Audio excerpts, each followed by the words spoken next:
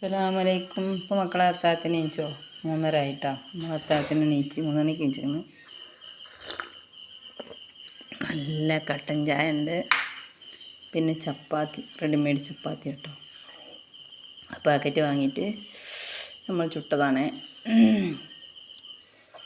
പിന്നെ നമ്മളെ രാവിലത്തെ കടലക്കറി ഉണ്ട്.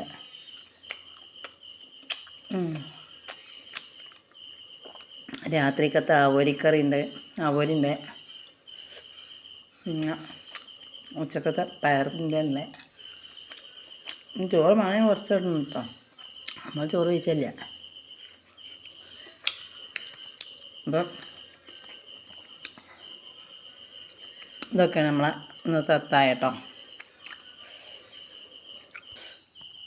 അപ്പം നമുക്ക് തുടങ്ങാം കേട്ടോ. അപ്പം അത്താഴം ഓരോരുത്തർ പുട്ടുന്ന തേങ്ങാട്ടിനായിട്ട് നീച്ച് വരുന്നുള്ളൂ കേട്ടോ.